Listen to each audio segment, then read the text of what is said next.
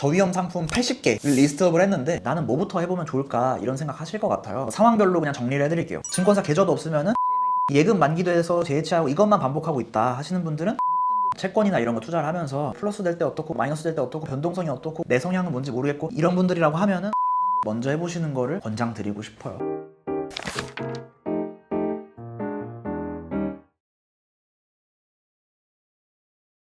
안녕하세요, 머니아입니다. 여러분 이제 연말이거든요. 이 영상 나갈 때쯤이면은 아마 뭐 12월 말쯤 또 아니면 좀 늦어지면 뭐 1월 초쯤일 것 같아요. 이때쯤에 제가 근무했던 기억을 떠올려 보면은 그 연말 연초에 예금 만기됐으니까 예금을 재해치하러 오시는 경우가 많았었어요. 보통 은행에 찾아오시는 분들은 대부분 약간 연세가 좀 있으신 70대, 80대 이런 분들이 많이 찾아오세요. 온라인으로 하는 게 좀 익숙하지 않다 보니까 아마 여러분들도 비슷한 상황일 것 같아요. 연초에 재테크 열심히 해야지, 나 이번 연도에는 돈 많이 모아봐야지 하고 적금을 가입을 하셨든 이렇게 해가지고 돈 넣고 연말 돼서 이제 돈 찾고 이런 과정일 것 같거든요. 그래서 만기된 예금 이자 혹시 보신 적 있나요? 얼마였나요? 아마 많지 않았을 것 같아요. 작년의 상황을 생각을 해보면 고금리가 쭉 돼 있었어 가지고 그때 당시에는 23년도에서 24년도 넘어올 때는 4%다 5%다 고금리 예금들이 있다 이런 상황이었었는데 그때 당시 예치할 때는 아마 예금 수준이 3.5%? 아주 높았으면 3.5% 정도였을 것 같아요, 평균적으로. 그래서 그 정도면은 1,000만 원 예치했을 때 35만 원이 나올 거고 세금 떼고 뭐 떼고 하면은 이거보다 더 적어지셨을 거예요. 그리고 또 실질적으로 생각해보면 예금 특판 가입해야겠다 하면은 여러 가지 뭐 조건들을 뭐 충족을 해줬어야 되잖아요. 첫 거래 이런 거는 아예 애초에 안 되셨을 거고 첫 거래 하시는 분이 거의 없으니까. 그리고 또 신용카드 가입한다든지 보험 가입을 해야 된다든지 이 은행에서 뭔가 해야 된다든지 여러 가지 이제 조건들을 따져보면은 그런 이제 보이지 않는 숨은 비용들도 나갔을 테니까 생각보다 많지 않았을 것 같아요. 그래서 그런 거 딱 다음 단계 예금 만기가 되셨다, 적금 만기가 되셨다 하면은 딱 다음 단계를 해보셨으면 좋겠고, 바로 다음 단계가 주식이나 코인 이런 게 아니라 저위험 상품이라고 저는 생각하고 있어요. 머니하이 채널에서는 그렇게 얘기를 하고 있어요. 그래서 오늘 영상에서는 세 가지 말씀을 드릴 거예요. 저위험 상품 80개를 리스트업을 했는데 그 중에서 이제 주요한 것들 한번 짚어보고 내 상황에 맞게 저위험 상품을 좀 생각해 볼 수 있는 그런 시간을 잠깐 가져볼게요. 여러분도 여러분들 다 상황이 다 다를 거잖아요. 그리고 요즘에 저위험 상품을 왜 고려를 해야 되냐 이 얘기도 뒷부분에서 드리면 좋을 것 같아요. 저위험 상품은 올해 뭐 초반까지 해가지고 계속 쭉 매월 단위로 이제 리뷰를 했었어요. 근데 연말에 가까워 오면서 저위험 상품들이 조금 불리해졌었어요. 5등급 채권들이나 이런 게 어떻고 금리도 이제 낮아지고 있었고 여러 가지 상황들이 있었어요. 근데 요즘에는 그러니까 지금 이제 영상 촬영하는 시점 12월 17일 이 시점에는 저위험 상품들이 다시 조금 괜찮아지지 않나 이런 상황이 있어서 리뷰를 다시 하기 시작을 한 거예요. 이제 안 좋을 때도 말씀을 드릴게요. 앞으로는 꾸준히 이제 리뷰를 할 거고 안 좋을 때도 뭐 안 좋다 아니면은 뭐 이게 좀 불리한 것 같다 이런 경제 상황 보셨으면 좋겠다 이런 상황도 말씀드릴게요. 돌아온 김에 저위험 상품 정의도 좀 말씀을 드리자면은 저위험 상품이라고 제가 부르는 건, 그러니까 머니아이 채널에서 부르는 건, 저위험 상품이라는 단어 자체는 금융권이나 이런 데서 공식적으로 쓰는 용어는 아니에요. 엄밀하게 따지면은 아름아름 그냥 자기들끼리 이렇게 얘기하는 거죠. 저희가 이제 부르는 기준은 국가에서 금융위원회 이런 곳에서 금융상품들은 투자 위험 등급을 6등급으로 나눠 놨어요. 그래서 5등급이랑 6등급 상품들을 저위험 상품이라고 불려요. 여러분이 이제 생각하는 거랑 반대일 수 있는데 1등급 상품들이 아주 위험한 상품들이에요. 대신에 수익률은 크게 기대할 수 있고 리스크는 크고 하이 리스크 하이 리턴이고, 저위험 상품들은 수익률은 낮지만 안정성이 좀 주식이나 코인보다는 훨씬 높은 그런 상품들이죠. 그래서 예금을 만약에 이 투자 위험 등급에 넣는다, 예금자 보호 없이 넣는다 하면은 6등급 상품이라고 볼 수 있을 것 같아요. 그러니까 일반적인 예금. 그래서 지금 6등급이랑 5등급 상품들을 저위험 상품으로 부를 거다. 이 투자 위험 등급은 국가 공공기관에서 분류해 놓은 권고 사항들이다. 그리고 여러분들이 만약에 어떤 펀드나 ETF 어떤 금융상품에 투자한다 하면은 그 투자 설명서를 반드시 받아봐야 되는데 아마 다 읽은 적은 없겠죠? 투자 설명서에 보면은 맨 위에 이 상품은 투자 위험 등급이 어디에 해당합니다 이런 부분이 작게라도 나와 있어요. 물론 읽어보신 분은 없겠지만. 그래서 이렇게 투자 위험 등급에 의해서 저위험 상품들을 분류했다 이겁니다. 대신 여기서 조금 주의할 사항은 이게 권고 사항이다 보니까, 그리고 금융상품이 너무 다양하고 만드는 방식이나 이런 거에 따라 좀 달라요.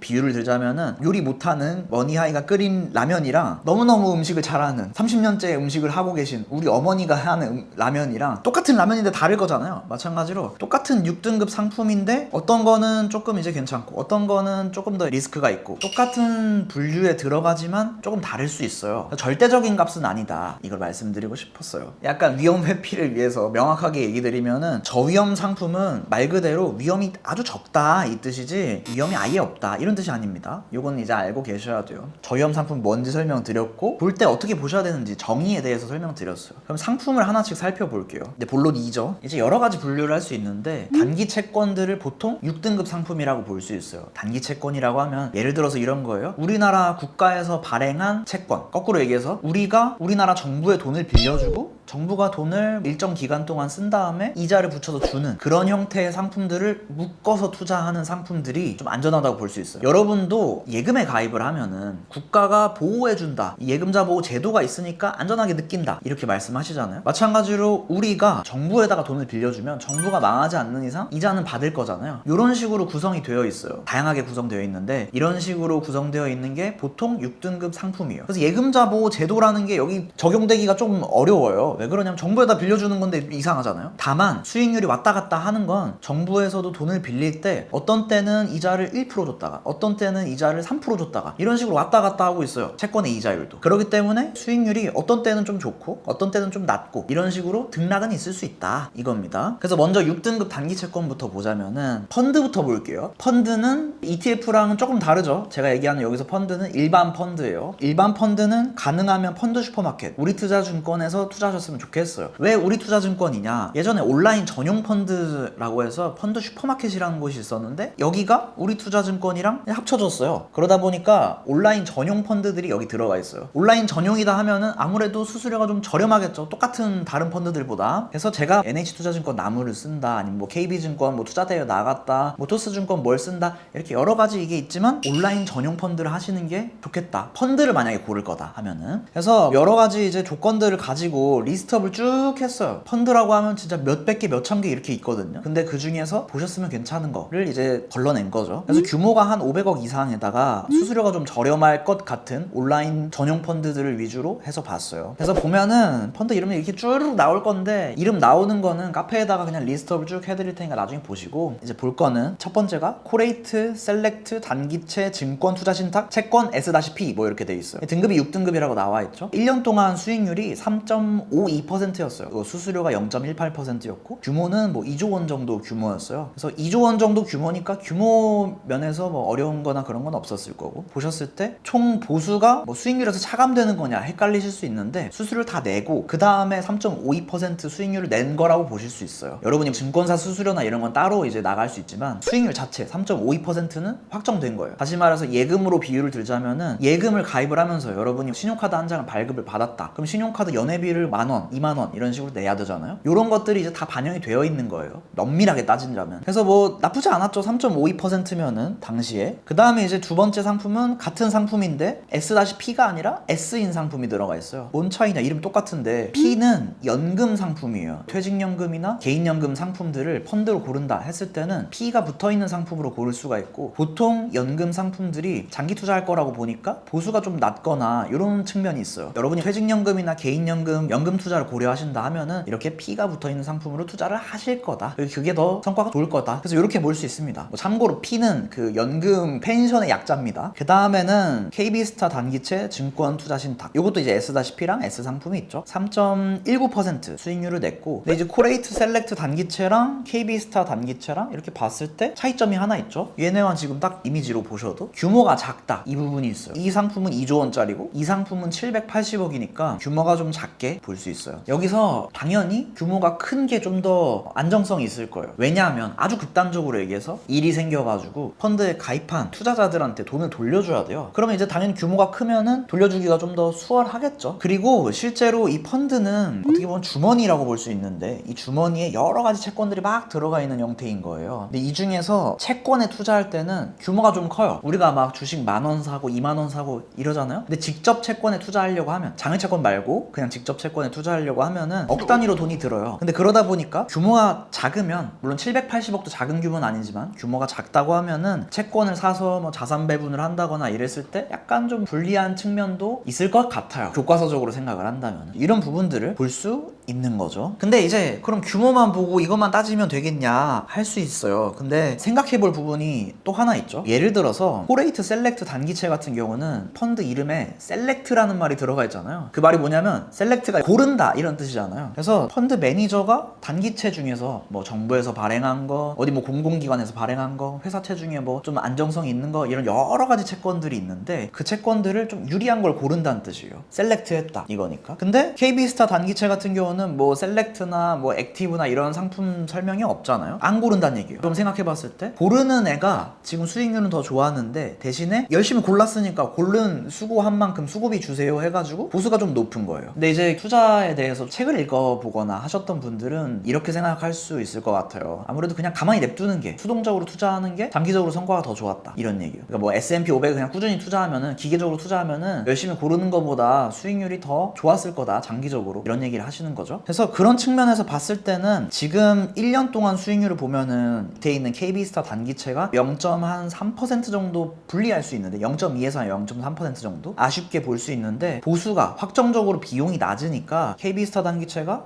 앞으로 수익률은 조금 더 좋을 확률이 높지 않을까라고 볼 수 있을 것 같아요. 저라면은 단기채 상품을 고른다 그래도 펀드 매니저분들이 변동성이 적은 상품들은 잘 고르시는 것 같아요. 그냥 제 경험상. 조금 더 수익률을 보지 않을까. 여기서 주의사항은 과거 1년 수익률이 내년 1년 수익률을 보장하는 게 아니에요. 예금식으로 생각하면 안 돼요. 예금은 뭐 5%짜리 가입했다. 그럼 내년 만기 됐을 때 5%를 주는 거잖아요. 근데 펀드나 ETF나 모든 투자는 과거 1년 수익률이 이만큼이었으니까 내년 수익률이 이만큼 똑같이 드릴게요, 이게 아니라는 건 아셔야 돼요. 지금 여기는 뭐 3.5%로 써있지만 내년에 됐을 때 기준금리나 시장금리들이 쭉 내려와가지고 뭐 3%만 주고 이럴 수 있다는 얘기예요. 이건 이제 감안을 하셔야 됩니다. 그 다음에는 같은 펀드인데 조금 더 리스크를 가지고 있는 5등급 단기채권으로 볼게요. 이제 5등급 단기채권 펀드 같은 경우는 과거 1년 수익률들이 6등급 상품들보다 조금 더 낮았어요. 왜 그럴까요? 리스크가 지금 높아졌으니까 수익률도 더 높아져야 되는 거 아닌가, 이렇게 볼 수 있잖아요. 아셔야 될 게 있는데, 5등급 단기 채권 같은 경우는 국가의 채권이 예를 들어서 50%에서 80% 이렇게 들어가 있고, 회사의 채권들이 없거나 한 뭐 20% 30% 이렇게 들어가 있는 경우예요. 그래서 종합 채권들이 들어가 있어요. 그리고 이제 단기 채권이라고 하지만 7일 동안 빌려주는 진짜 짧은 채권이 있고, 30일, 1년, 뭐 3년 돈을 조금 더 긴 기간 빌려주는 그런 상품들도 있어요. 그러다 보니까 만기가 좀 다르고 어떤 곳에서 발행하느냐, 어떤 곳에서 돈을 빌리냐에 따라서 달라지거든요. 그러니까 조금 복잡한 요리예요, 6등급보다. 그래서 봤을 때 5등급 단기 채권들이 수익률이 안 좋았던 건 좀 전에 투자를 했을 때 이 상품들이 만기가 좀 길고 영향을 받는 게, 금리가 다시 인상될 때, 금리가 오른다고 하면은 이런 상품들은 수익률이 좀 안 좋아져요. 6등급이랑 다르게 6등급 상품들은 고금리가 지속된다고 하면은 오히려 수익률이 좀 좋은 경향이 있어요. 왜 그럴까요? 왜냐면 6등급 상품들은 안전하게 만들려고 만기가 짧고 안정적인 정부나 이런 데 돈을 빌려준단 말이에요. 근데 이제 이런 상품들은 금리가 올라가면은 7일 만에 빌려준다, 30일 만에 빌려준다 하면은 바로바로 다른 채권들로 이어서 나갈 수 있을 거예요. 금리가 올라가는 걸 바로 반영을 해가지고 만기이자 계속 이자가 쌓이는 게 늘어날 거예요. 금리가 1%일 때, 2%일 때, 3%일 때 하면은 계속 이제 돈이 들어오는 거죠, 더 많이. 근데 이런 5등급 단기 채권 같은 경우는 만기가 좀 길고, 만약에 금리가 이제 인상됐다 그래도 인상된 분을 바로 반영하기가 어렵고, 또 이제 회사 채권이나 이런 데 빌려주다 보니까, 극단적인 예를 들자면은 어떤 회사에 돈을 빌려줬는데 이 회사가 뭐 망했어요. 근데 이 펀드는 100개 정도 채권을 가지고 있었는데 하나가 망했단 말이에요. 그럼 마이너스 1%잖아요. 근데 금리가 높아진다는 얘기는 회사가 망하거나 이럴 확률이 높아지는 거죠. 이런 경우들 때문에 수익률이 좀 안 좋아졌다, 이렇게 볼 수 있을 것 같아요. 다만 이제 우리가 펀드나 ETF에 투자하는 거는 여러 채권들의 분산 투자가 된다는 뜻이니까, 뭔가 망한다고 하더라도 지금 설명드린 것처럼 뭐 마이너스 1%, 마이너스 2%, 진짜 크면 마이너스 5%, 뭐 이런 식으로 이제 반영이 될 거예요. 분산 투자가 돼 있으니까. 그래서 여러분이 그냥 망할 것 같으니까 위험하다, 단순하게 생각하는 게 아니고, 펀드가 100개의 투자를 하고 있는데 하나가 망하면은 이제 마이너스 1%겠구나, 망할 확률이 있을까, 이자 못 받을 확률이 있을까, 이렇게 조금 디테일하게 생각하시는 게 좋을 거예요. 있어요. 안정성 측면에서. 그래서 지금 1년 동안의 시장 금리 추이를 보면은 금리가 쭉 떨어졌다가 23년, 24년 초반까지 쭉 떨어졌다가 다시 시장 금리가 조금 올랐어요. 이건 이제 뒤에서 설명을 드릴게요. 그러다 보니까 이런 5등급 채권들이 조금 불리했어요. 그럼 여기서 생각해 볼 포인트는 여러분들 입장에서 채권 투자를 할 때 지금을 기회로 볼 것인가 아니면 조금 리스크가 있는 펀드, 조금 더 높은 수익률을 노려야 될 구간인가 아니면 도망쳐야 될 구간인가, 이런 거 선택하지 말아야 될 구간인가는 조금 다른 문제예요. 싸게 살 건가 그러지 않을 건가, 이런 생각을 해볼 수 있다는 얘기죠. 그 다음에 이제 넘어가서 펀드 얘기는 조금 생소해가지고 먼저 얘기 드렸는데 많이 설명드렸던 단기채권 ETF로 넘어가 볼게요. 단기채권 ETF 같은 경우는 이번에는 실부담 비용률이란 걸 반영을 했어요. ETF 같은 경우는 여러 가지 수수료가 있는데 이 중에서 실부담 비용률이란 걸로 따졌어요. 구체적인 리스트나 이런 거 엄청 좀 긴 리스트는 정리를 해서 그 카페에다 남겨드릴게요. 6등급 단기채권은 설명드린 것처럼 아주 안전한, 예금이랑 거의 유사한 이런 상품들을 보면은 타이거 단기채권 액티브, 코덱스 단기채권 플러스 이런 상품들이 있었고 1년 동안 수익률이 2.7%에서 2.9%를 왔다 갔다 했어요. 근데 여기도 아까 코레이트 셀렉트처럼 고르냐 마냐, 조금 더 펀드 매니저분들이 신경 쓰냐 마냐, 이런 게 이제 들어가 있어요. 예를 들어서 액티브, 그다음 뭐 플러스, 알파 액티브, 이런 단기채권 외에 이름이 더 들어가 있잖아요. 펀드 매니저분들이 좀 더 신경을 쓴다는 얘기예요. 근데 여기는 신경을 쓰는데 왜 실부담 비용률이 낮나요? 이렇게 생각할 수 있잖아요. 여기는 제 추측이지만 ETF들이 지금 미래에셋이나 삼성이나 이런 자산운용사들이 ETF를 만들고 경쟁을 엄청 치열하게 하고 있어요. 나중에 뭐 강남역이나 이런 데 가보시면은 코덱스 자산운용 어떻게 하고 있다, ETF 수수료 어떻게 하고 있다, 이렇게 약간 수수료 인하 경쟁을 하고 있거든요. 그러다 보니까 좀 사람들이 많이 투자할 만한 것들이 비용 부담이 좀 낮아지고 있는 추세예요. 작년부터 해가지고 쭉 그런 추세더라고요. 그래서 약간 출혈 경쟁을 하는 게 아닌가 하는, 제가 그냥 추측을 하고 있어요. 그래서 봤을 때 시가총액이 규모라고 볼 수 있는데 1조 9천억짜리도 있고 뭐 2천억짜리도 있고 다양하게 돼 있죠. 여기서 이제 수익률을 생각한다면은 어떤 걸 해야 될까요? 그 다음에 안정성을 생각한다면은 어떤 걸 해야 될까요? 이건 제가 정답을 드리진 않을게요. 그냥 표만 보고 생각했을 때 카페에서 뭐 10개, 20개 이렇게 들어가 있는 표도 한번 쭉 보시고 그 다음에 내가 안정성 생각하니까 이런 거 한번 골라봐야겠다. 아, 내가 수수료를 생각하니까 이런 걸 골라봐야겠다. 내가 수익률을 좀 더 생각하니까 이런 거 골라봐야겠다. 이렇게 스스로 한번 선택을 해보세요.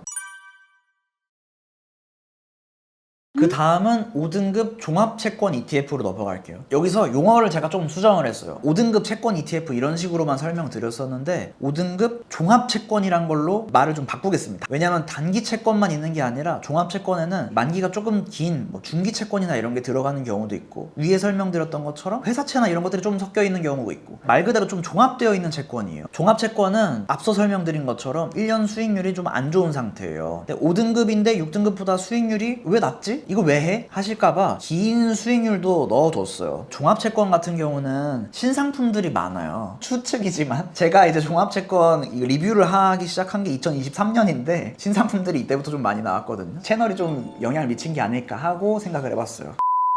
그래서 예전부터 있던 종합채권들을 보면은 1년 수익률은 낮지만 3년 동안 수익률은 뭐 14.5%, 14% 이 정도였어요. 단순 나누기로 한다고 했을 때도 4, 5% 정도는 수익률을 지금 낸 거잖아요. 그래서 나쁘지가 않았어요. 한 3년 동안 이제 투자를 했다고 하면은. 이제 여기서 한 가지 개념, TMI를 하나 더 추가하자면은 증권사나 이런 데서 위험을 판단하는 건 손실이 없다, 이게 아니에요. 근데 예금만 했다 이러면은 은행 파산하는 거 아니냐, 이런 위험만 있잖아요. 근데 증권사에서 투자를 생각할 때 위험은 변동성이 큰 거예요. 그래프를 이제 0 기준으로 해서 봤을 때 플러스가 요만큼 될 수 있고 마이너스도 요만큼 될 수 있다. 변동성이 크다. 플러스 마이너스 이 폭이 크다. 이게 위험한 거예요. 근데 6등급 상품들은 이 폭이 매우 작아요. 대신에 5등급 상품들은 폭이 조금 더 커요. 이런 차이예요. 그럼 생각해 볼 게 변동성이 큰 게 위험한 거다, 얘기를 드렸잖아요. 변동성이 크다는 얘기는 어느 구간에서는 이제 손실 구간일 거고 어느 구간에서는 수익률을 더 주는, 그래프로 따지면은 이런 식으로 사이클이 왔다 갔다 물결처럼 될 거란 말이에요. 5등급 채권을 접근을 했을 때 저렴할 때 구매를 해야 되지 않을까 하는 게 제 생각이에요. 근데 어떤 분들은 저렴한 게 아니라 어느 정도 선 위에 올라가면서부터 투자해야 된다, 이런 분들도 있을 거고. 그래서 저랑 여러분들이랑 성향이 다를 거예요. 저는 10년 넘게 지금 투자를 했으니까 저의 어떤 습관이나 생각이 있고, 여러분들은 만약에 처음 이런 투자를 하신다 하면은 해보셔야 돼요. 그냥 주식이나 코인 같은 변동성이 매우 큰 이런 자산 말고 적은 자산들을 연습 삼아서 손실도 한번 봐본다는 생각으로 한 주 5만원, 10만원 이렇게 투자를 해보시는 거를 권장드리고 싶어요. 그래야지 이 물결 안에서 내가 어떻게 파도 타기를 할지 할지 그런 생각을 해볼 수 있을 거고, 여러분들이 선호하는 게 뭔지도 생기실 것 같아요. 저는 이제 교육원을 운영하는 입장이니까 이렇게 설명드리는 게 좋을 것 같아요. 뭐 저 다 따라 하시면 다 수익 봅니다. 절대 그런 거 아닙니다. 여러분들이 손실 볼 수도 있고, 여러분들이 작은 돈 투자할 때 손실을 봐 보셔야 된다고 생각하는 편이에요. 교육원을 운영하는 입장에서. 그럼 이렇게 했을 때 하면은 6등급, 5등급도 이제 구분이 되셨을 것 같아요. 그 다음에 저위험 상품들이 더 많아요. 예를 들어서 CMA 통장도 있죠. RP형, 뭐 발행어음형 제가 설명드렸던 것도 있고, 이 상품들은 지금 1년 동안에 한 2% 정도만 수익을 줬을 거예요. 물론 뭐 특판이나 이런 거 가입하셨으면은 뭐 3%, 4%짜리도 있었을 텐데 그런 거 제외하고 일반적으로. 발행어음 같은 경우는 CMA 통장 발행어음형 말고 발행어음 메뉴가 따로 있어요. 발행어음만 투자하는 거예요. CMA 통장 거쳐서 하는 게 아니라. 이 상품들은 한 2% 정도 수익을 줬을 거고, 한국투자증권이 2.4%를 줬네요. 근데 여기서 이제 표만 보고 오해하실 수 있는 부분이, 적립식이랑 만기형 이렇게 돈 묶어 놓는 형이 수익률이 다르잖아요. 이것만 보면은 4.3%라고 적립식으로 해야겠다 생각할 수 있는데, 제가 이제 예금이랑 적금 차이 설명드렸던 것처럼 적금은 8% 수익률이다 이래도 내가 납입한 원금 대비해서 생각하면은 4% 정도밖에 안 될 거예요. 왜냐하면 한꺼번에 목돈 넣었을 때는 요만큼이 다 이자인데, 적금처럼 넣으면 계단식으로 이제 이자가 쌓여가지고 첫 번째 납입한 거는 12개월치 이자, 두 번째 납입한 거는 11개월치 이자, 이렇게 이제 좀 줄어드는 삼각형 형태예요. 그러다 보니까 이자가 절반 수준이에요. 그래서 발행어음형 적립식으로 뭐 4.35%다 이래가지고 이 무조건 이걸로 해야겠다 이렇게 생각하시면은 오해하실 수 있다 이겁니다. 월 얼마씩 적금처럼 해야겠다, 은행에서 지금 찾아보니까 적금 금리가 많이 낮다, 그런 경우에만 발행어음을 적립식으로 하시는 거를 권장드리고 싶어요. 그렇게 활용하는 게 맞겠죠. 그렇게 설계되어 있으니까. 그 다음에는 좀 어려운 상품이 하나 있는데, ELB라는 상품이 있어요. 원금은 보장을 해주고 이자는 보장을 해주지 않는 이런 상품이에요. 이 상품은 청약을 좀 해야 돼요. 신청을 해야 된다는 뜻이에요. 그래서 이 상품들 보면은 주식을 기준으로 해가지고 수익률 얼마 준다, 원금은 무조건 준다, 주식이 떨어져도, 이런 상품인데 연습 삼아 해보기는 좋아요. 다만 장기적으로 내 자산을 ELB나 이런 상품들에 투자해야겠다, 이거는 별로 추천하고 싶지 않아요. 뭐 여러 가지 리스크들이 있거든요. 그래서 저도 이거를 리뷰를 가끔 해드리긴 하지만 ELB에 무조건 하세요, 이거 엄청 좋은 상품입니다, 이런 적이 단 한 번도 없습니다. 그래서 이 상품은 가장 큰 문제가 뭐냐면은 만기가 3년 만기 이런 상품이 있다. 예를 들어서 지금 한국투자증권에 트루 ELB 뭐 이런 게 있었다, 코스피나 현대차 이런 거 기준으로 해가지고 연 뭐 7% 정도 수익률을 주겠다, 원금은 무조건 줄 거다, 주식이 떨어져도, 이런 상품으로 지금 설계가 돼 있잖아요. 그럼 원금도 지급을 해주니까 이자는 내가 베팅을 한다 생각하고 투자를 했어요. 근데 문제가 나중에 수익이 엄청 났어요. 뭐 21% 이렇게 났단 말이에요. 3년 뒤에 원금이랑 수익이랑 다 같이 받았어요. 그 다음에 보면은 3년 차 됐을 때 이자가 많이 나왔네, 너무 좋다 했는데 갑자기 세금이 많이 나와, 이런 경우가 있어요. 한꺼번에 이거를 수령을 해야 되다 보니까. 이거는 이제 투자 안 해봤으면은 이런 생각은 못 하실 수도 있는데, 이런 경우가 있어가지고 권장하고 싶지 않다. 장기적으로 자산 증식을 하신다 이럴 때 연습해보는 거는 나쁘지 않을 것 같아요. 그래서 괜찮은 게 있으면 나중에 ELB 보다가 저희 이제 안지향 팀에서 설명을 한번 해드리던지 뭐 리뷰를 해드리던지 이렇게 할게요. 그 다음에는 좀 볼만한 게 개인 투자자용 국채. 그래서 지금 상품이 5년물, 10년물, 20년물 이런 식으로 있어요. 국채 같은 경우는 예금자 보호는 안 되겠죠 당연히. 근데 국가에서 발행한 채권, 국가에다가 내가 돈을 빌려주는 형태이기 때문에 예금자 보호가 필요 없을 거예요. 근데 다만 이 상품이 안 좋은 점은 제가 예전에 리뷰했듯이 5년, 10년, 20년 이런 식으로 긴 기간 투자를 해야 돼가지고 별로다 이런 얘기를 했었어요, 단점으로. 다만 이제 장점은 분리과세가 되기 때문에 자산이 좀 있으신 분들이 금융소득 종합과세나 이런 걸 피하려고 이런 데다 투자해보면 좋겠다. 그리고 예금 만기되고 재해치하고 예금 만기되고 재해치하고 이런 분들이 매우 많을 거예요, 예금하시는 분들 중에서. 그런 분들은 차라리 분리과세 혜택도 받고 긴 기간 어차피 예금을 할 돈이다 하면은 그냥 이런 데다 넣어두는 게 안정적이기도 하고, 어떤 은행 망한다 이거보다 정부 망한다 이걸로 고민을 해야 되니까 훨씬 안정적이잖아요. 그래서 이런 상품이 있다, 이걸 말씀드렸어요. 근데 이거를 왜 얘기 드리냐면은 아마 내년에는 3년물이 나올 것 같아요. 3년 만기 정도다 하면은 20년 투자하는 것보다 나아지지 않을까, 단점이 좀 줄어들지 않을까 하는 생각이 들거든요. 그래서 지금 이런 선택지가 있다라고 말씀드린 거예요. 그 다음에 이제 장외채권을 작년에 리뷰를 많이 했었어요, 2024년에. 근데 2025년 들어오면서부터는 장외채권을 많이 말씀을 안 드렸어요. 왜 그러냐면 장외채권은 ETF나 펀드처럼 분산 투자가 되어 있는 게 아니라 하나의 채권에 투자를 해야 되는데, 금리가 이제 계속 높았다 보니까 회사들이 시간이 지나면서 버티기가 힘들어져가지고 빠이빠이 하는 경우가 있는 것 같아요. 이런 경우가 되면은 내가 채권 돈 빌려줬으니까 언제 돈 돌려받나, 어떻게 되나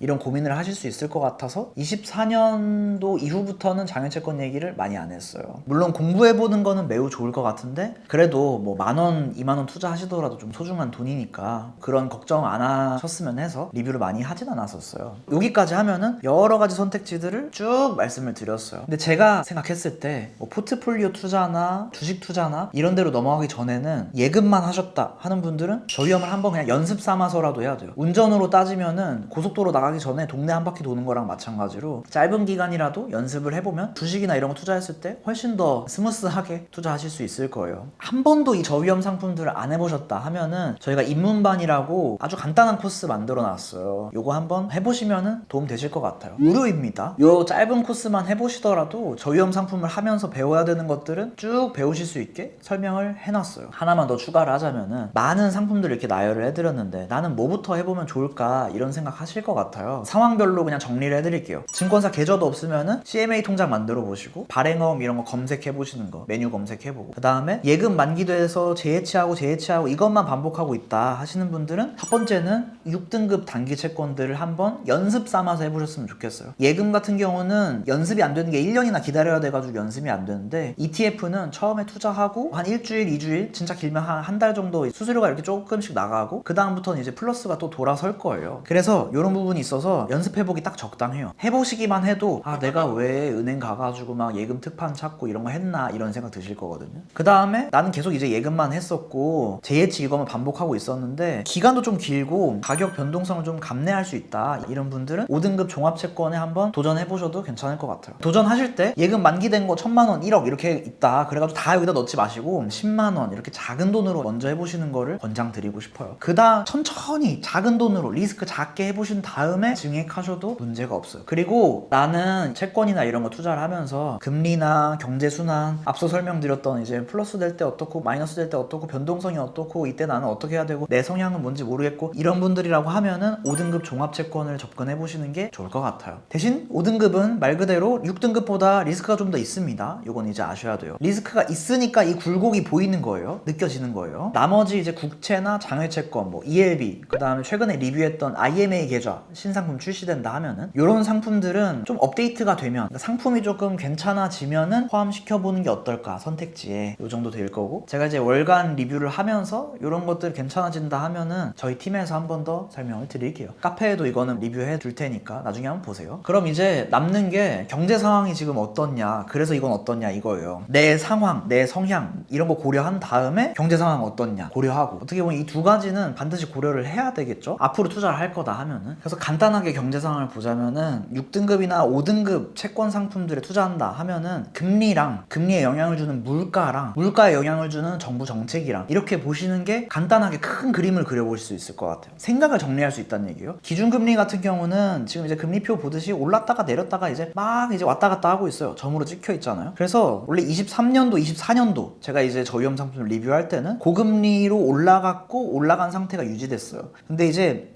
25년도가 넘어오면서부터는 금리가 조금씩 떨어졌어요. 근데 최근에 25년도 이제 하반기 들어오면서부터는 한국은행에서 기준금리를 고정시켜 놨어요. 금리 인하도 안 되고 인상도 안 되고 있었어요.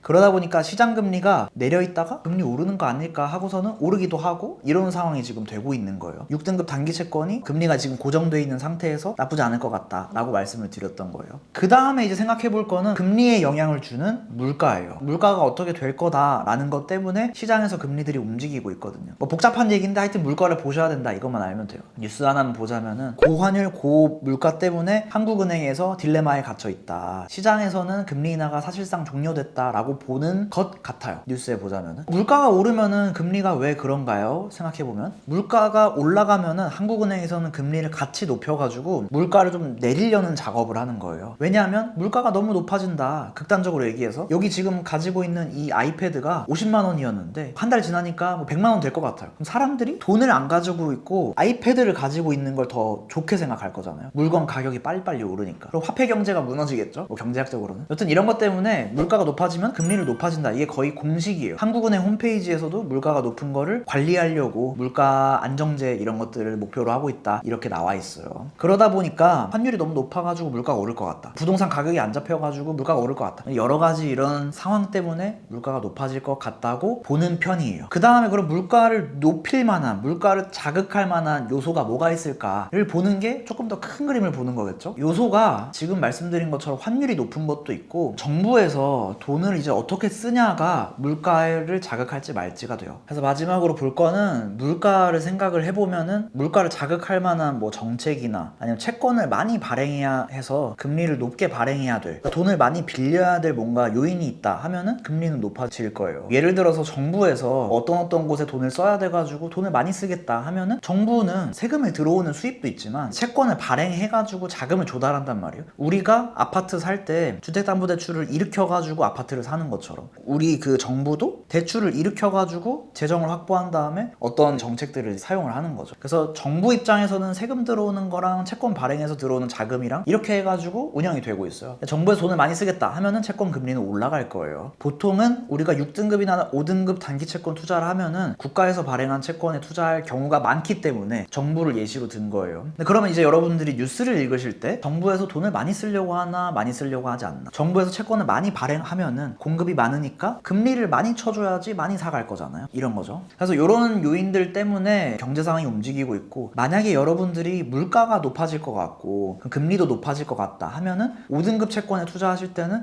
조금 더 기다렸다가 몇 달 뒤 이럴 때 투자하시는 게 공부하시는 데 도움이 되겠죠. 근데 6등급 상품에 투자한다 하면은 단기 채권 같은 경우는 투자하기가 나쁘지 않은 상황이 될 거고, 이렇게 이제 보실 수 있을 것 같아요. 그래서 오늘 여러 가지 얘기를 드렸어요. 저위험 상품 오랜만에 리뷰를 하면서 저위험 상품 정의도 설명드렸고, 상품별로도 한번 쭉 이제 확인을 해봤고, 대표적인 거 몇 개 이제 언급을 했어요. 그리고 뭐 자세한 리스트나 이런 거는 카페에다 만들어 드릴게요. 그 다음에 이제 내 상황이 어떨 때 이렇게 해보셨으면 좋겠다도 언급을 해드렸고, 마지막으로 경제 상황이나 이런 것들도 보실 수 있게 설명을 간단하게 드렸습니다. 여기까지 하면은 영상 마무리해도 될 것 같아요. 다음 달에도 이거는 꾸준하게 리뷰를 해드릴게요. 그리고 주의사항을 하나 말씀드리면, 저위험 상품 같은 경우는 이것도 투자 상품이에요. 어쨌든 6등급이든 5등급이든. 첫 번째는 만약 여러분이 실전적으로 투자하면 겪게 되실 게, 처음에 이제 투자를 하면은 증권사 수수료가 나가요. 그리고 요즘에는 ETF에서 분배금이라 그래서 배당을 주는 경우가 있어요. 그 배당을 주면은 그만큼 가격이 좀 떨어지거든요. 이런 경우가 있어가지고 처음에 투자하면은 진짜 긴 기간, 뭐 한 달 정도는 마이너스일 수도 있어요. 왜 그러냐면 배당을 이미 0. 몇 % 이렇게 줬을 수 있으니까. 수수료도 여러분이 증권사 뭐에 가입했는지에 따라 다르지만 0. 몇 % 이렇게 나가실 수 있고, 이런 부분들이 있어가지고 마이너스가 좀 된 다음에 플러스가 이제 되는 이런 상황일 거예요. 그 다음 5등급 채권에다 투자한다 하면은 이제 금리가 올라가거나 시장금리 올라갈 것 같다 하면은 마이너스가 되실 수도 있어요. 이런 부분은 알고 투자하셨으면 좋겠습니다. 저위험 상품이 말 그대로 위험이 좀 적다는 얘기지 무위험이란 뜻이 아니에요. 예금만 생각해봐도 은행에 돈 넣고 저 은행 망할 것 같다 하면 불안하잖아요. 그건 이제 똑같을 거예요. 여기까지 하겠습니다. 행복한 하루 되세요.